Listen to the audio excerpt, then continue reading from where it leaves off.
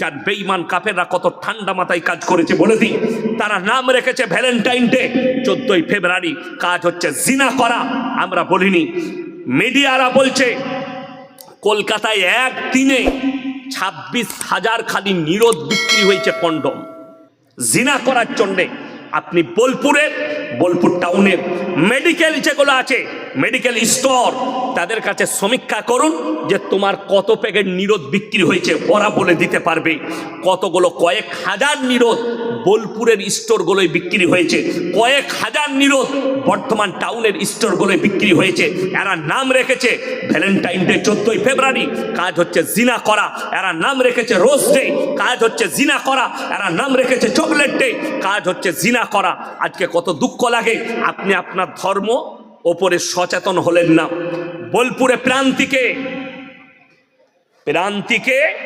সব থেকে বেশি দামি রং খেলাটা হয়, হোলিটা হয় প্রান্তিকে, এবং সেখানে যদি 5,000 ছেলে মেয়ে থাকে, 2,000 খালি মুসলিমদের স্টুডেন্ট থাকে ছেলে মেয়ে। এটা আমি চ্যালেঞ্জ ছুড়ে বললাম। আমার জানা আছে বর্ধমান থেকে কারা আসে, কোন গ্রাম থেকে কোন মেয়ে যায়। আজকেই আমাকে একজন ফোন করেছিল, আপনার গলসি থানায় বাড়ি? জি। আপনি আপনার গলসি থানার ব্যাপারে বলুন। আপনার থানায় মুসলিমদের মেয়ে টিকটক করছে শরীর দেখিয়ে। আমি বললাম এটার জন্য দায়ী আমি লয়। কথাটা ঠিক কিনা? আমি কি বক্তব্য শুধু আমার থানার লোকের জন্যে? কথা বলে না। আজকে যে কথাগুলো বলছি আপনাদের জন্য শুধু নয়, গোটা মুসলিম উম্মার জন্য বলছি, গোটা মুসলিম জাতির জন্য বলছি। এই বোলপুরে মুসলিমদের ছেলেমেয়েরা সেখানে হোলি খেলতে চায়। জেনে রেখে দিবেন, যে বাম মারা যাবার অনুমতি দিচ্ছেন, আপনার ছেলে একা মুশরিক নয়, আপনিও মুশরিক হবেন, আপনিও মুশরিক। আমি আপনাকে অনুরোধ করে বলে যাচ্ছি, সন্তানকে বাঁচান বেঈমান কাফেরের হাত থেকে। আপনি আপনার ধর্মটাকে সচেতন হন। আমার 1 লাখের বেশি জলসা ছুটছে, এতগুলো মৌলবি বায়ান করলেন, কেউ কারুর দেবদেবীকে গালি দিল? কথা বলেন, কথা বলেন। আমি এখনো পর্যন্ত কারুর দেবদেবীকে গালি দিয়েছি? আমার 1 লাখের বেশি বায়ান ছুটছে। কোনো আল্লাহর বান্দা, কোনো হিন্দু ভাই, কোনো দলিত ভাই, কোনো শিক্ষিত ভাই যদি একটা ক্লিপ বার করতে পারেন যে আপনি অমুক দেবদেবীকে গালি দিয়েছেন, বরঞ্চ আমরা মৌলবীরা বক্তব্য দিলে বলি, ওয়ালা তাসুব্বুল্লাযীনা ইয়াদউনা মিন দুনিল্লাহি ফায়াসুব্বুল্লাহা আদওয়াম বিগাইরি ইলম। তোমরা তাদের দেবদেবীকে গালি দিও না, তাদের ধর্মকে গালি দিও না যারা আল্লাহ ব্যতীত অপরের উপাসনা করছে। আমার ভাই, আমার বন্ধুগণ, তারা অজ্ঞাত অবস্থায় তোমার আল্লাহকে গালি দিলে তোমার ক্ষতি হবে। আমরা নিষেধ করি। অপরন্ত আপনাকে আমি অনুরোধ করে বলে যাচ্ছি, আজকে আমি ইয়াসিন জলসা করতে এসেছি। আব্দুল হাফিজ ভাই আমাকে চিনে, ভালো কথা। আপনাদের মধ্যে যদি কেউ বলেন আপনার পরিচয় কি, আমি আমার আব্বার নাম নেব না মায়ের? আব্বার।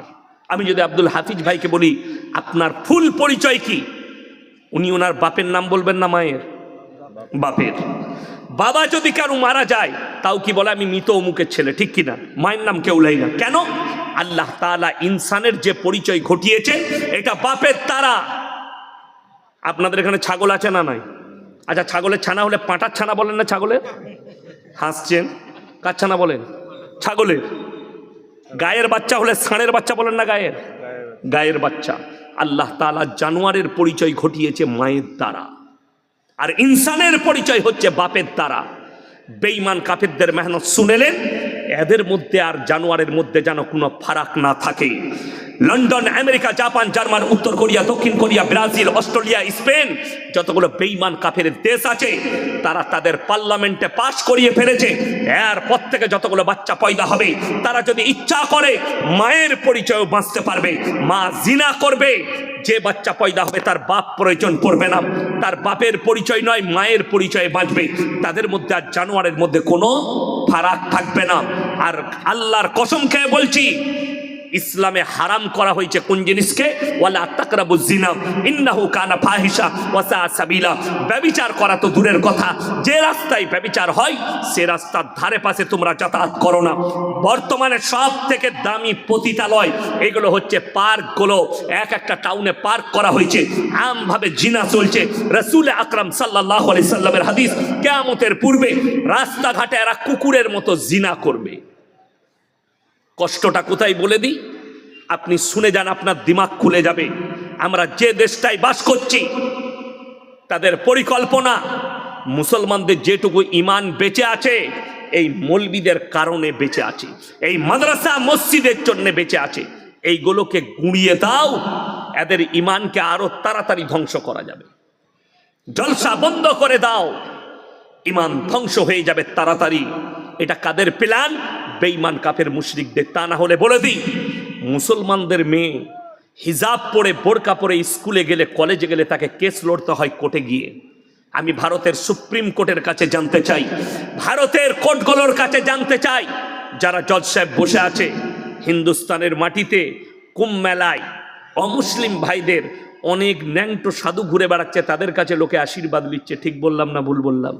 যাই হোক, তিনারা তিনাদের ধর্ম পালন করছেন, আমি জানি না, আমি কুর্তি করছি না, কিন্তু কষ্টটা কোথায় জানেন? একটা ধর্মের মানুষ ন্যাংটো হয়ে সাধু সেজে ঘুরবে, সে তার ধর্ম পালন করছে, কিন্তু একটা মুসলিমদের মেয়ে নিজের শরীরকে ঢাকলে তাকে কোর্টে কেস লড়তে হবে। দুঃখটা এই জায়গায়। সুযোগ কে দিয়েছে? আপনি দিয়েছেন। আপনাকে যদি জিজ্ঞেস করি, ইলেমবাজার টাউনে আপনি যদি সকালবেলায় যান আর আপনার বাচ্চার লেগে চকলেট কিনতে যান, চকলেটটা যদি কাগজ থেকে বার করে 1 টাকা দামি চকলেট প্লেটে করে কেউ বিক্রি করে, সেই চকলেট কিনবেন? কথা বলে না? চকলেট আপনি কিনবেন না। কেন? এতে মাছি বসেছে আর ময়লা পড়েছে, আপনি ওই চকলেট কিনবেন না। ওই চকলেটটা খুলে বিক্রি করার কারণে আপনার ইজ্জত নষ্ট হয়ে গেল। একটা 1 টাকা দামি চকলেটের ইজ্জত আপনার কাছে আছে, কিন্তু আপনার বিটির ইজ্জত আপনার কাছে নেই, আপনার বিবির ইজ্জত আপনার কাছে নেই, আপনার মায়ের ইজ্জত আপনার কাছে নেই। ইলেম বাজারে কেউ যদি কলাগুলো ছিলে বিক্রি করে, সেই কলাগুলো আপনি কিনবেন?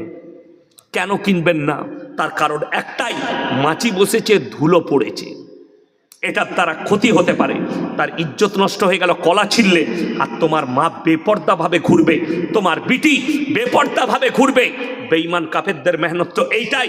রাসূল আকরাম সাল্লাল্লাহু আলাইহি সাল্লাম বললেন, তোমরা পুরুষরা টাকনুর ওপরে কাপড় পরবে। বেঈমান কাফেররা যতগুলো প্যান্ট তৈরি করেছে সব টাকনুর নিচে। ঠিক বললাম না ভুল বললাম? কিনতে যান ইলম বাজারে প্যান্ট, পড়ছে টাকনুর নিচে, একদম এইখানে ঝুলে আছে। আমি গত বছরে মুম্বাই যাচ্ছিলাম, তো আমার ফ্লাইটের টিকিট ছিল, তো আমি মনে মনে চিন্তা করলাম, ভাই তাড়াতাড়ি যাই। আমি বোর্ডিং পাস করাচ্ছি, দাঁড়িয়ে আছি, তো আমার সামনে একটা বিহারিদের মুসলিমদের ছেলে এমন একটা প্যান্ট পরেছে, পেছন থেকে দেখে মনে হচ্ছে খুলে পড়ে যাবে। আমি বললাম, ভাইয়া থোড়া উপর করো, পিছে গড়বড়ি হয়ে যায়গি। সে আমাকে বললে, হজরত ये डिजाइन है। মানে সালা ऐसा भी डिजाइन का पैंट निकल चुका है। তো আমি চিন্তা করলাম, এই ছেলে যদি এই প্যান্ট পরে মসজিদে নামাজ পড়তে ঢুকে, তার পেছনে যদি কেউ থাকে, ও তো সিজদায় গেলে পেছনে যে আছে তার নামাজ হবে না। কেন? এই তো আলী বাবার গুফা দেখতে পাবে, নামাজ একবারই শেষ। বেঈমান কাফেররা চেয়েছে, কাজ হয়ে গেছে, এরা এই প্যান্ট পরছে। মহিলাদের জন্যে টাকনুর নিচে কাপড় পরতে হবে, রাসূল বলেছেন। আর বেঈমান কাফেররা সালোয়ার বার করেছে, প্রত্যেকটা মেয়ে এইখানে কাপড় পরছে। ঠিক বললাম না ভুল বললাম? স্বামীর মোটরসাইকেলে যাচ্ছে, বাপের মোটরসাইকেলে, গার্লফ্রেন্ডের মোটরসাইকেলে, এইখানে আবার অনেকজন কালো সুতো বেঁধেছে। বলছে এটা কেন বেঁধেছিল? বলে লজ্জা লাগবে না? গলায় বাঁধলো, মরবি না। কে বুঝাবে এদিকে? এই সমাজটা অর্ধেক শেষ করেছে কারা? মায়েরা। হাদিসুন নিসাই। গত বছর মুর্শিদাবাদের রেজিনগরের একটা ছেলে ফোন করে বলছে, হুজুর আমাবস্যার রাতে কি বিয়ে করা যাবে? আমরা কেন রে? বলছে আমার দাদি বলছে যাবে না। আমরা দাদির ফতোয়াটাই মান করি না, কালো ছেলে হবে। কি বলবো? অন্ধকার, আমাবস্যার রাতে কালো ছেলে হবে, বিয়ে করি। এ আজিব আজিব ফতোয়া। রবিবার বাঁশ কাটতে নাই, ফতোয়া কার? বলে ফুপুর না হলে দাদির। আল্লাহ মাফ করুন। সবাই নিয়ত করুন তো, রমজানের 30টা রোজা রাখবো, জোরে বলুন ইনশাআল্লাহ। আর একটা কথা বলে যাই লাস্টে, 3টে পৃথিবীর লোক তোমার কাছে হাত পাতলে জীবনে ফিরাবেন না। আমাদের সমস্যা কি জানেন? মাদ্রাসাওয়ালারা এলে অনেকজন অপমান করতে চায়, ভিক্ষুক এলে অনেকজন অপমান করে। আপনারা মনে করছেন ইলেমবাজার থানায় অনেক মাদ্রাসা আছে, অনেকজন বলে তাহলে এত মাদ্রাসাওয়ালা রোজ আসছে, কত দিবি বল দিগিনি? জেনে রেখে দিবেন, এখনো পর্যন্ত ইলেমবাজারে ইলমের দরজাটা খোলা আছে বলে আপনারা অনেকটা বেঁচে আছেন। আমার বর্ধমান টাউনে গেলে বুঝতে পারবেন, আপনি কলকাতা টাউনে গেলে বুঝতে পারবেন যে কি বর্বরতা চলছে। এই আলেমরা এলাকায় গ্রামে গ্রামে আলেম হাফেজ আছে বলে অনেকটা বেঁচে আছেন। আরও মাদ্রাসা পারলে করুন, পাড়ায় পাড়ায় মক্তব করুন ছেলেদের ইমানকে বাঁচানোর জন্য, মেয়েদের। ফালিল ওয়ালিদাইনি ওয়াল আকরাবিন, তোমার কাছের গরিব যদি হাত পাতে তার হাতকে জীবনে ফিরাবে না। সকলে জোরে বলুন ইনশাল্লাহ। 1 টাকা যদি দান করতে পারেন, আপনি মনে মনে আল্লাহর কাছে কাঁদবেন, মসজিদে গিয়ে নামাজ পড়ে বলবেন, আল্লাহ গো তুমি আমাকে দেনেবালা বানিয়েছো, আমাকে হাত পাতনেবালা বানাওনি। আপনি যার হাতে দিচ্ছেন তার দিকে তাকিয়ে ভাববেন ব্যক্তিটা আমি, দেনেবালা ওই ব্যক্তি, আপনার চোখ দিয়ে পানি আসবে। কেন? যাকে দেখছেন ওই হালতে, আমার আল্লাহ চাইলে পৃথিবীর শক্তিশালী ব্যক্তিকেও হাত পাতাতে পারে। পারে না? পারে না? যদি যাদের মনে হচ্ছে হবে না, তাদেরকে একটা দলিল দিয়ে যাচ্ছি। বাংলাদেশের প্রধানমন্ত্রী লাইভে এসে কাঁদছে, আমাকে ফাঁসি দিয়ে দাও। যে লোকটা আয়না ঘরে হাজার হাজার লোকের জানকে কতল করে দিয়েছে, সেই লোককে আল্লাহ রাস্তায় নিয়ে এসছে। ওয়াল ইয়াতামা ওয়াল মাসাকিন, এতিম আর মিসকিন যদি হাত পাতে, তার হাতকে জীবনে ফিরিও না।